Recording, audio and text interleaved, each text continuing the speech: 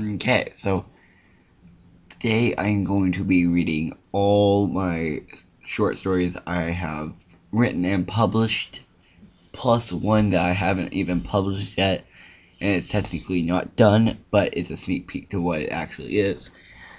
But fair warning, that one has a bit of cussing in it and inappropriate content, so yeah, let's get into it. And if I'm looking down here, that means I am, because I'm reading my other short stories because from my tablet because my computer is way too slow for this crap. And yeah, guys, let's get into it. The Angel of Darkness, my first ever short story. I had to write for my English class in 6th grade in Del Dios. Mrs. Vasquez, I had to write a short story. Didn't matter what it was, it just had to be a short story. So I wrote this. The beginning. Once there was a red skeleton. His name was Sabs McGee. One day at the park he met a full human named Sally. She said that she had seen an angel named Jason. Jason said he had met an angel with a shotgun. The angel was going to try to take over the earth with the angel army. Sally said she would help take down the angel, but she needed help, so she went to the park, but it was rain days. So she came back. She came the next day to find Sabs McGee. Sabs McGee finally agreed to help, reluctantly. Of course, the journey would be easy, but together they would overcome it. I'm getting out of breath here. Sal, wait a minute, yeah. Sally forgot to tell Sabs McGee that Jason would be coming with them. Together, Jason guided them to the fort that the angel Priscilla, the angel of darkness, was in. They all knew that it wouldn't be easy getting in. They had to act. They all had to act. They all acted like angels. For Jason, it was easy, but for the rest, it may have been the hardest thing they've ever done because they had to act evil, but also like angels. Oh my gosh, I'm getting so out of breath right now. I swear. Okay, the attack. They finally made it to the main quarters where all the top-notch evil angels were, but Priscilla was nowhere to be found. Finally, an hour passed, and there she was, up on the stage. All the angels growled, good and bad. Priscilla shushed them and said that they were all there for one purpose, and that was to annihilate all angels who hated them. Then she spotted them and ordered everyone to attack. Jason, with his mighty hammer, summoned more weapons for Sally and Sabs McGee. Sally got a staff of lightning, and Sabs got a battle hammer. And Sabs McGee got a battle hammer. Together they fought off many, but were soon overwhelmed, and the evil angel took Jason to do who knows what to them. Okay. I'm getting out of breath right now. As Sully and Sabs McGee lay there, completely frozen in fear, they saw their friend being carried away by angels. He was screaming and pushing and kicking, but nothing worked. They managed to hear the angels say that they were trying to take him to the pumpkin farm.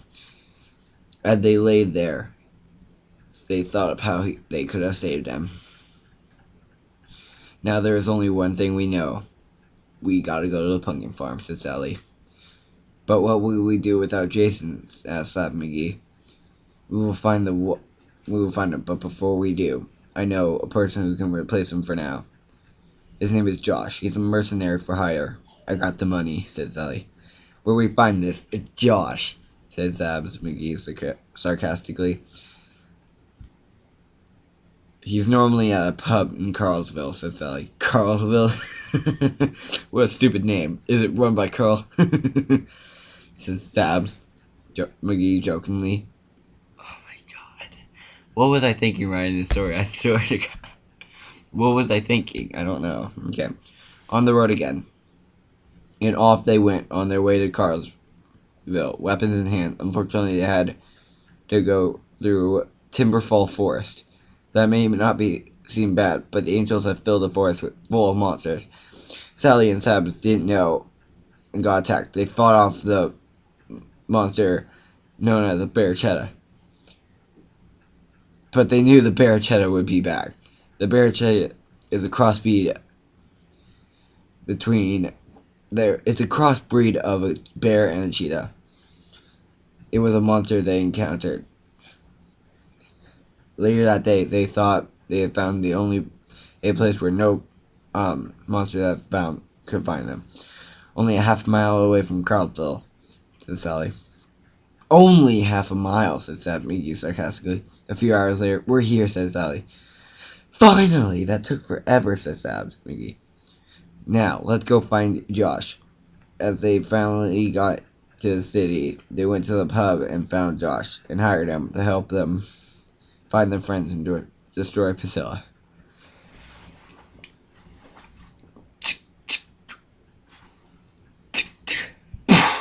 What was I thinking making this story?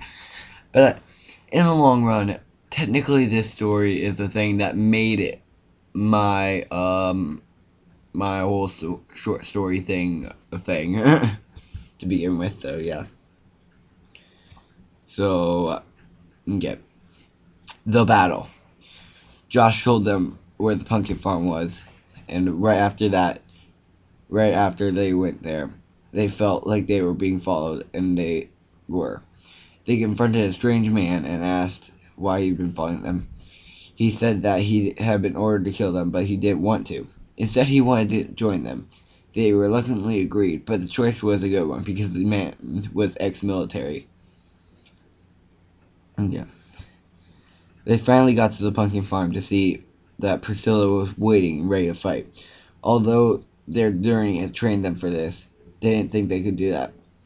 They didn't think they could beat Priscilla, but Sabs reassured her that it was going to be okay, but they had to fight. Josh, Sally, and the old man hold them off. An old man.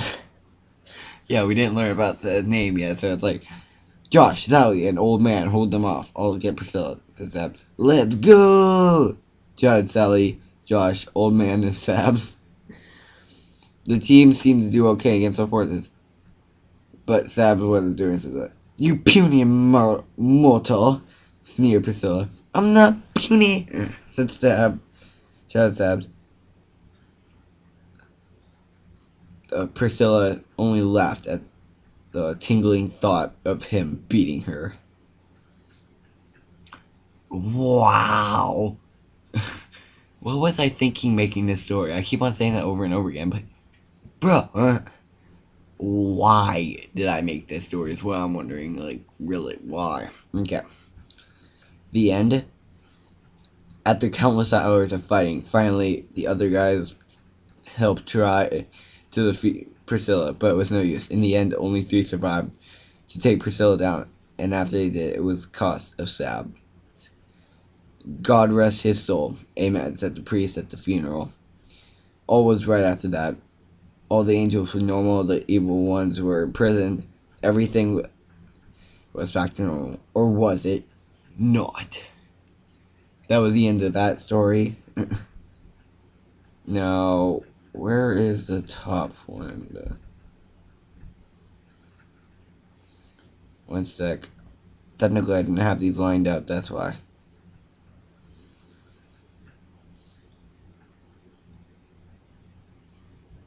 Okay. Should be up here. Angel of Light, that's the one. Okay, how long is this one? That's not really long, actually. That's...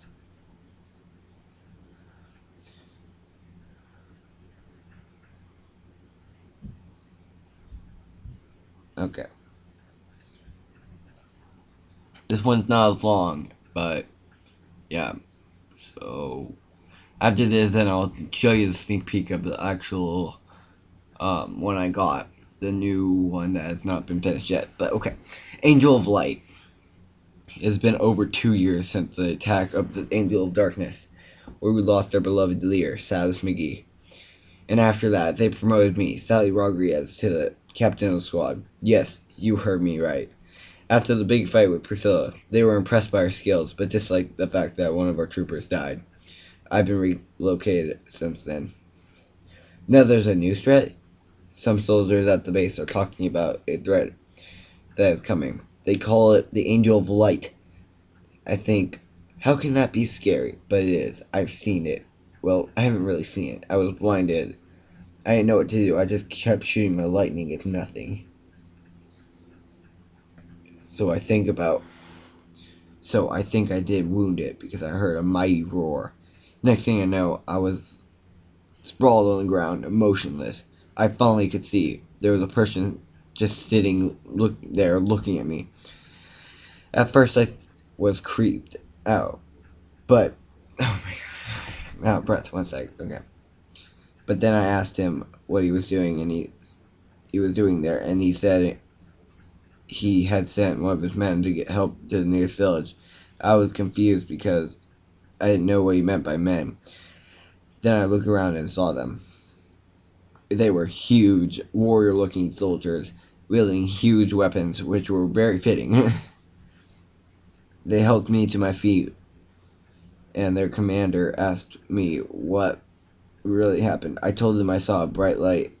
I told them a bright light attacked me. Most of the men snickered. They asked me again what really happened, and I told them the same thing. I think he thinks I hit my head. I kept saying that a bright light attacked me, but nobody believes me. So the next thing I know, I was running into the town called Crafton. All I could think about was the burning pain of nobody believing me. Of course, Crafton is not really known, but they have a big production of dark leaved wood from the dark leaf forest. And the smiting, the smithing, the smithing of iron and coal. So there I was, running for my life, wanting revenge for the light blinding me and no one believing me. As I reached the town, a dog came running up to me and ran me over and started licking me. I giggled. I looked for a collar, but I couldn't find one. So I decided to keep him, named it Rex. I rented a room at the inn and trained Rex every day to be an attack dog, and it worked.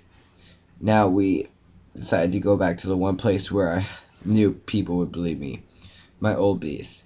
I hadn't been there since Sab's funeral. But I did miss Josh and the old man, whose name is actually Richard, but we call him Rich. A boy! Yeah, and that one I had to be like, yeah, I have to name the guy, but what is his name? I don't know. I finally get there to find the base bathed in fire.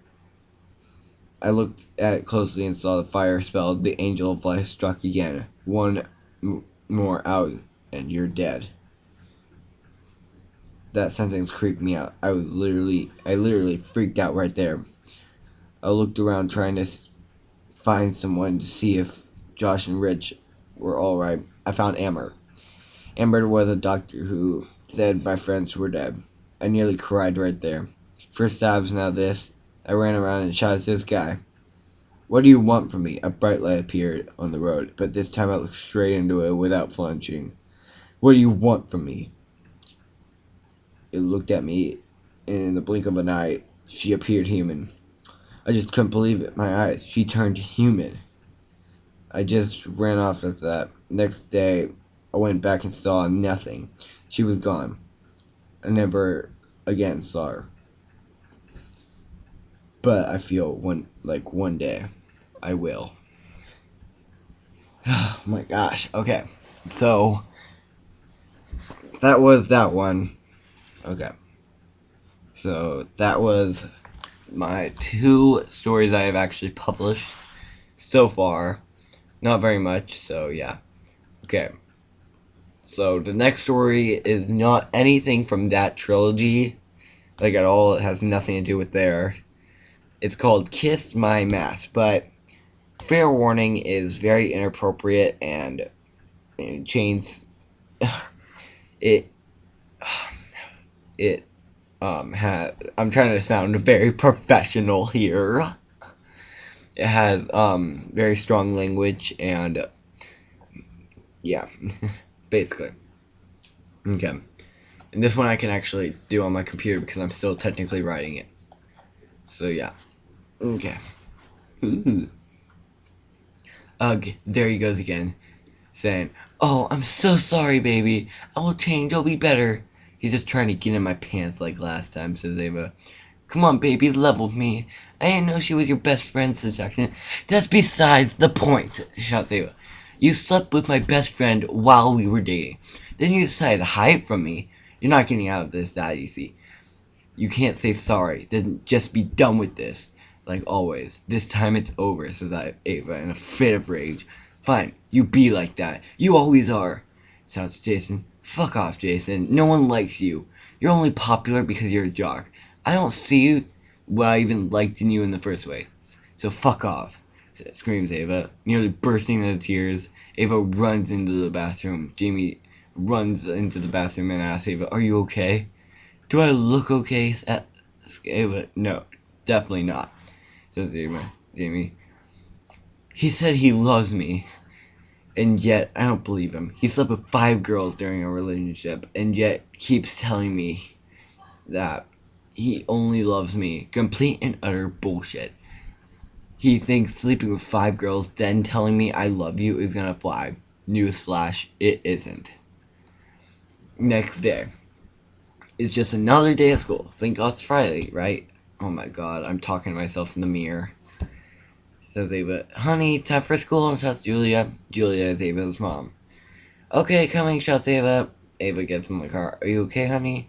Asks Julia. "Yeah, I'm fine," said Ava. "Are you sure?" asks Julia. "Mom, I'm fine," said Ava. Ava gets to school. "Okay, bye, Mom. See you after school," says Ava. So that was just like not the whole thing. Okay, don't think that's the whole thing because that's not.